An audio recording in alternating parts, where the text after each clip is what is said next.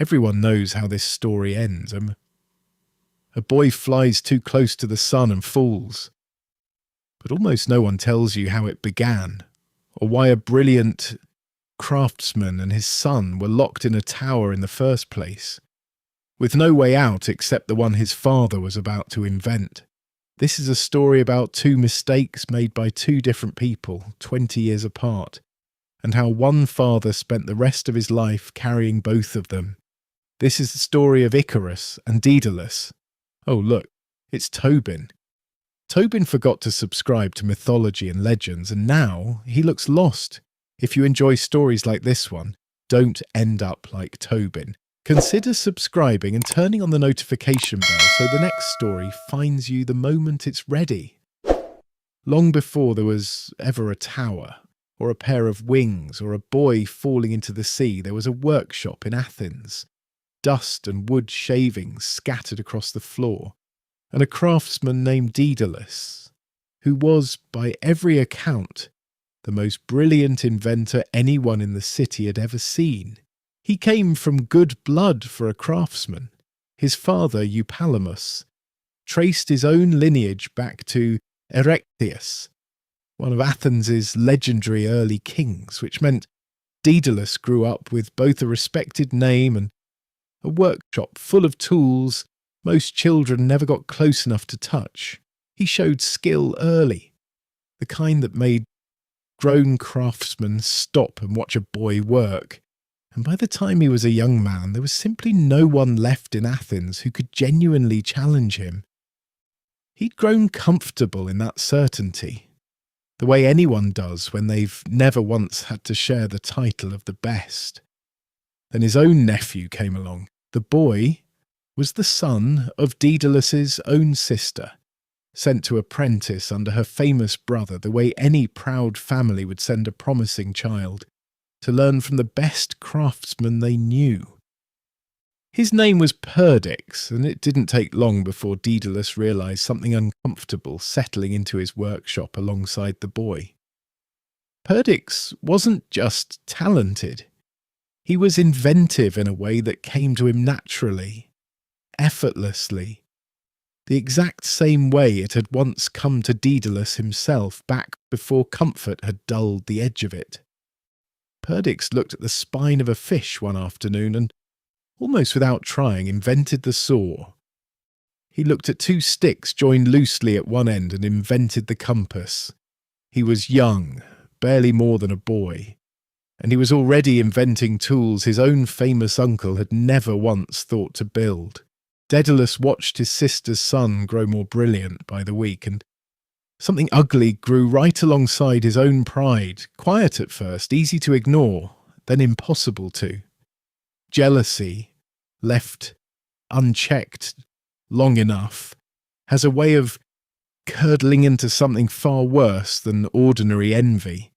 And one afternoon, up on the heights of the Acropolis, with no one else close enough to see it happen, Daedalus pushed his own nephew off the edge.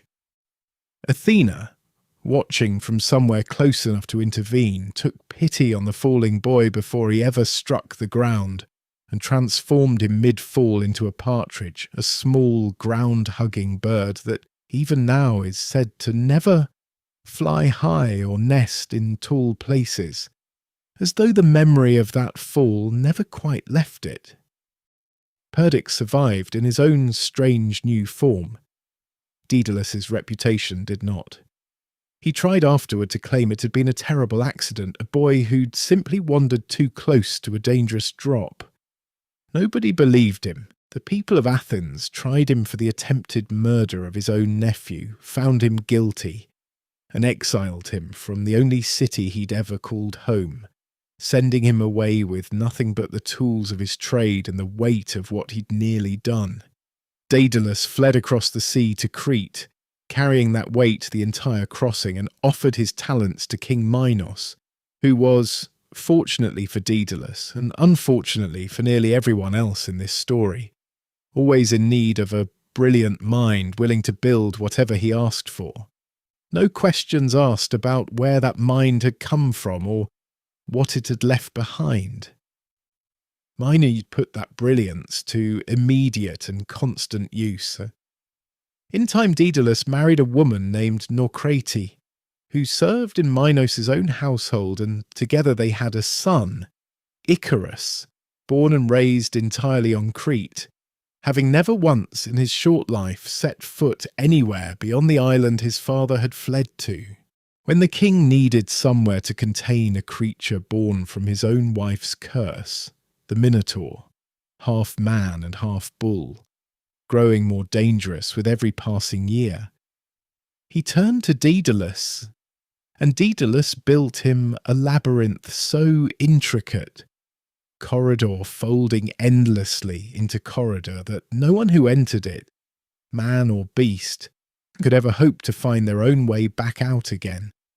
Years passed this way, Daedalus building whatever Minos required of him, palace fixtures and clever mechanisms, and eventually the labyrinth itself, his genius fully in service to a king who valued it precisely as much as he valued controlling every part of it.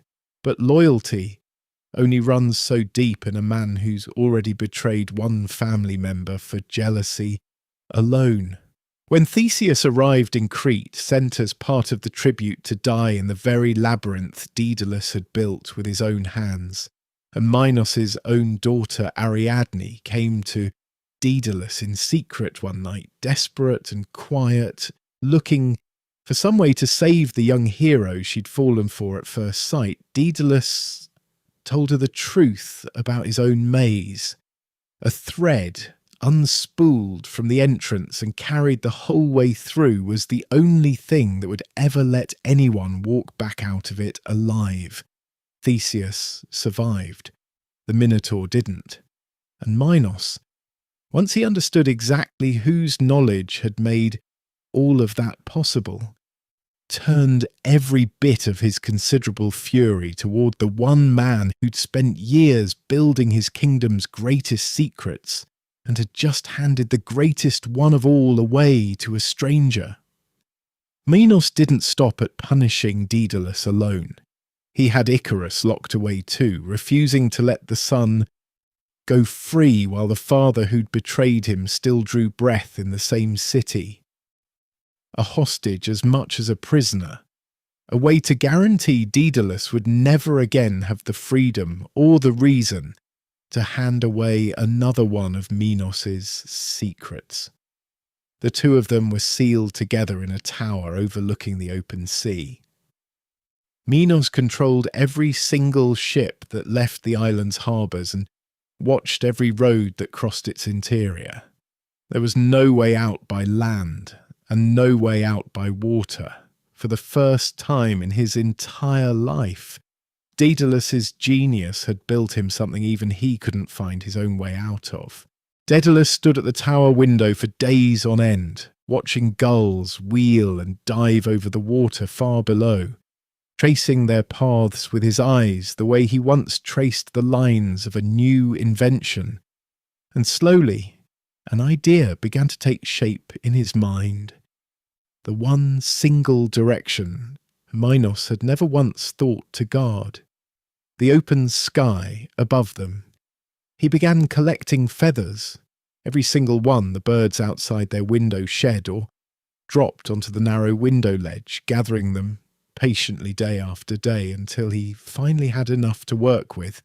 He bound them together carefully with thread at their smallest ends and melted wax over a small flame to seal the larger ones in place, building outward slowly and methodically until what had started as a scattered pile of feathers on the cold tower floor began to resemble something with real deliberate shape. Two wide, gracefully curved wings built to strap securely across a man's shoulders and along the length of his arms. He built a second, smaller pair for Icarus, sized carefully to a boy's frame rather than a grown man's. And before either of them dared try the wings for the first time, Daedalus knelt down in front of his son on the tower floor and gave him the one instruction that mattered more than anything else he'd ever taught him in his entire life. "Fly too low," he said, holding his son's face in both hands, "and the sea spray will soak straight through the feathers, weigh them down, and drag you under before you even understand what's happening. Fly too high, and the sun's heat will melt the wax holding everything together, feather by feather, until there's nothing left holding the wings intact at all. Stay in the middle path," he told him. "Follow me exactly, the whole way, and don't drift from that line no matter how it feels once you're actually up there in the open air." Icarus nodded the way any son nods at a warning he hasn't yet had a real reason to take seriously. They stepped off the tower ledge together at dawn, and for one long, terrifying instant, there was nothing beneath either of them at all, just open air and a very long drop toward the water. Then the wings caught the wind, and both of them were flying, actually flying higher and freer than any person had ever moved through the world before them. At first, Icarus stayed close, exactly where his father told him to stay, watching Daedalus's own steady, practiced wing beats and matching them as best his younger arms could manage. But the higher they climbed above the glittering sea, the more the fear that had gripped his chest at takeoff turned into something else entirely. Joy. Pure and completely overwhelming. The kind that makes a person forget every single warning they were ever given, no matter how carefully it was given to them.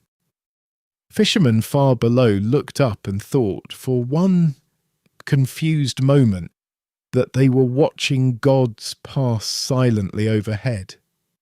Shepherds stopped mid-stride in open fields just to stare, shading their eyes against the morning sun. And Icarus, feeling the wind rushing past his face and the whole open sky stretching out endlessly in every direction he could see, began climbing higher, testing exactly how far this impossible gift would actually carry him, each new height feeling more thrilling than the last. Daedalus called after him, his voice already growing thin in the open air. Icarus either didn't hear him over the wind, or heard him, and simply didn't want to listen. Not yet. Not when flying felt this good.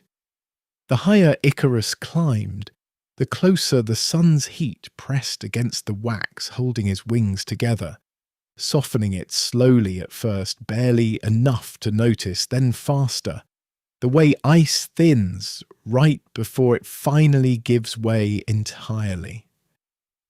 It didn't take long before the first loose feathers began drifting free one at a time, catching the light as they spiraled slowly down toward the water far below him, tiny and bright against the blue.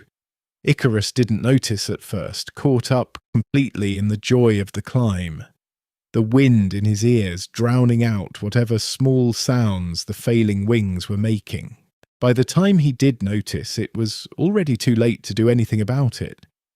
The wax gave way entirely all at once, both wings coming apart in a scattering rush of feathers around him, and for one impossible moment Icarus hung suspended in the open air with nothing at all holding him up. He fell the whole distance to the sea below, his father's warning arriving in his mind, a moment too late to change anything at all. Daedalus, flying just ahead, heard the sudden absence of his son's wing beats before he even turned to look, and by the time he circled back to the spot in the water where Icarus had gone under, calling his name over and over across the waves until his voice gave out, there was nothing left to find except feathers, scattered and floating quietly on the surface, drifting apart in every direction on a current that would carry them for miles before the sea finally settled and grew still again. Daedalus searched the water anyway, long after any reasonable hope had run out, calling his son's name across a sea that gave him nothing back but silence and the slow, indifferent drift of feathers scattered across the waves. He recovered what little he could and buried it on a nearby island, marking the spot the only way he had left to mark anything, kneeling there for a long time afterward with no one to share the weight of it with. From that day forward, the waters where Icarus fell carried his name, the Icarian Sea, a permanent mark left on the map by a single afternoon of joy that went too far, too fast, and couldn't be called back. Daedalus flew the rest of the way alone after that, the wind that had felt like freedom only hours earlier now carrying nothing but the sound of his own son's absence, and landed finally in Sicily, where he lived out the remainder of his long life in a kind of quiet that had nothing to do with peace. He never built another pair of wings and never once attempted to fly again for the rest of his days, as though the sky itself had become a place he could no longer bring himself to trust. He dedicated the very wings that carried him to safety at a temple to Apollo, laying down the one invention that had saved his own life and cost him his son's in the very same breath, a gift to the gods, and perhaps the only apology he had left to give to anyone, mortal or divine. It's easy to remember this story as a simple lesson about a boy who flew too close to the sun. But look at the whole shape of Daedalus's life, start to finish, and a harder truth comes into focus. 20 years earlier, it was Daedalus's own jealousy that nearly cost his sister's son his life on a cliff in Athens, a young man saved only by a goddess's mercy rather than anything Daedalus did to stop himself. And now in Crete, it was his own genius, the very wings that should have saved his son, the invention that got them both free of a tower no one else could have escaped, that carried Icarus somewhere his father could no longer reach him, this time with no god watching closely enough to intervene. One young life spared by pure chance and mercy.